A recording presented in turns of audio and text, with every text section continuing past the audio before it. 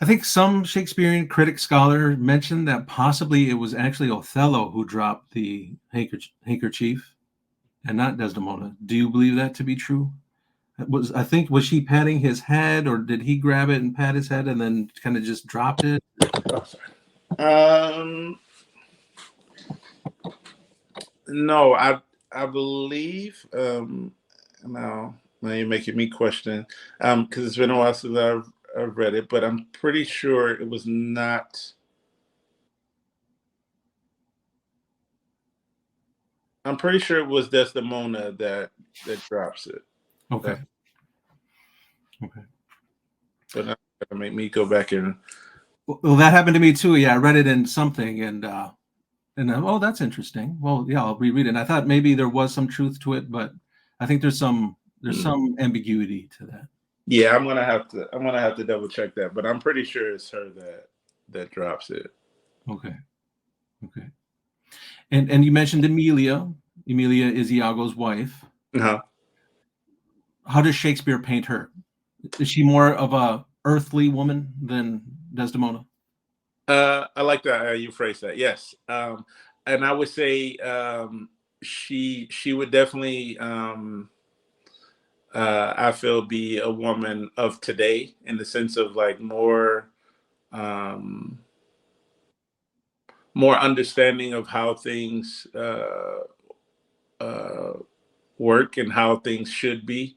That whole speech that she has with Desdemona, where she explains the differences between men and women, and especially in relation to husband and wife. Um, I think she's a lot more, uh, I would say, even straightforward than Desdemona. Okay. It is it is what it is. Or Yeah, she's yeah. yeah, Okay.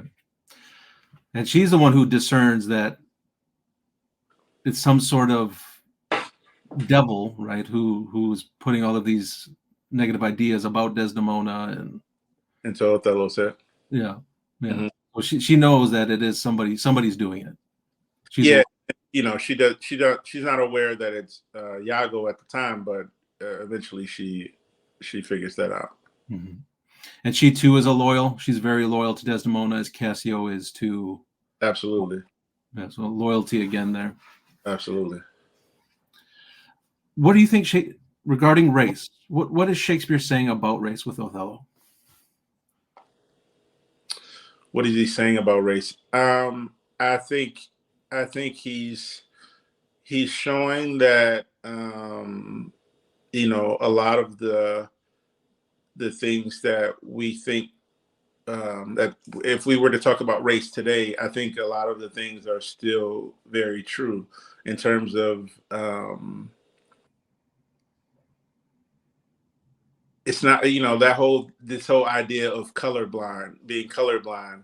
It's not a I believe it's not a real thing, in terms of, like, yes, we may what we attach to color, doesn't always have to be, you know the negative things, or the stereotypes that people attach to it. But at the same time, to say that we don't have certain ideas when we see someone's race, would be a lie. And I feel like in this play we see that, with his race, there are certain, with the whole, the father, being upset with about Desdemona being with,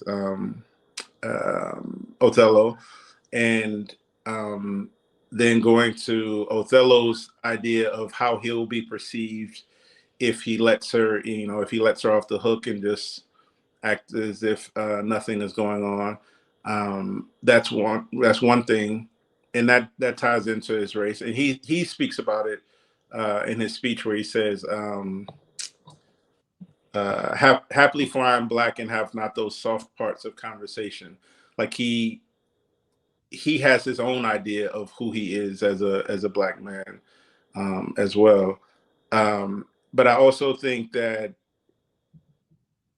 he's showing that there's still some room or freedom to kind of um, like that race isn't holding him back necessarily. Um, in some ways it does, but yeah, that race isn't holding him back. Mm-hmm. And kind of like we briefly mentioned, the quality of the man, what he is, and how others see him. It's his quality, and it's his quality that holds him in such high regard Mm-hmm. with Yeah, others. who he is as a person, let alone the outside appearance is outside. Yeah. And then more symbolically, black and white. Why is Shakespeare using black and white? Say it again. Why is Shakespeare using black and white? Well, just the complete contrast, because it's a clear contrast, black, white. Good, evil. Yep. Yeah. Which, that's always that's the easiest, again, to use black and white as one versus the other. I think it's the easy. And I'm not talking about race. I'm just talking about the actual colors. That whole idea of good versus evil. Yeah. And you touched on it. He's a military man, not well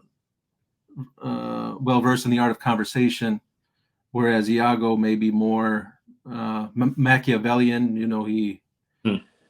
So do you think there's a contrast there too, where Othello, no one bests him in the field, right? He's a man of action. He kind of is what I see is what it is. Right. And so do you think that's a versus, I guess, Iago's more Machiavellian? Iago is much more masterful at, I guess, at putting words together and the way he sees certain things, whereas Othello is much more put together in terms of strength and power. But they both kind of have qualities that the other one does not possess. Mm-hmm. But Othello's his language is quite beautiful, and some of the most beautiful language in all of Shakespeare's plays. Do you think that's true? Does Othello have a beauty or a uniqueness to his language not found in other characters? Oh yeah, I think one of the things about him is the realness in terms of like what he'll say exactly. Well, that's the way Shakespeare writes most of his characters. They say exactly what they feel. But I think with Othello specifically, he says exactly what he's feeling in that moment, whether right or wrong. And I think that's what makes it so cool for me, is the fact that you don't have to guess about what he's thinking, and like he'll tell you exactly what he feels, and yet he still goes, he goes against whatever that is a lot of the time, because most of the time when he's professing anything, it's about his love and what he knows to be true versus what others may or what he feels to be true, I should say, versus what others are telling him. Okay. Yeah, but no, I just love the way that he kind of puts it all out. Can you recall one of his speeches versus dialogue, pieces of dialogue that you really like? Yeah, it was one that I kind of referenced earlier. It's where he's speaking about everything that Iago has told him about Desdemona. Hold on one second. Put me on the spot. This fellow's of exceeding honesty, and knows all qualities with a learned spirit of human dealings. If I do prove her haggard, though that her jests were my dear heartstrings, I'd whistle her off and let her down the wind to prey at fortune. happily, for I am black, and have not those soft parts of conversation that chamberers have. Or for I'm declined into the vale of years. Yet that's not much. She's gone, I am abused, and my revenge must be to loathe her. Oh, curse of marriage. And for me, I just love the way that he kind of, like, he's aware of how he feels, and how he feels about her, but he's also aware of this is the way that things have always been. So who am I to change it? Like, because he goes on to say, prerogative, tis the curse of great ones. Like, to be able to love a woman, but not to be able to own her feelings and her thoughts. We don't have any say in that. So going back to what you said earlier about, yeah, she's pure, but she still, she can see other men. She Mm-hmm. has thoughts, and possibly feelings, but because of who she is, she doesn't act on that, but she still is who she is. And just his awareness of, well, damn, why can't we, if we're gonna say we're with someone and we love them, why can't we control everything? And that's just not the way that works. Mm-hmm. So yeah, that's one of the um, pieces of text that I really enjoyed. Just his own understanding of everything, and yet he still allows himself, to go all the way with it. Mm-hmm. When he says, "I'll let her off," what did he say?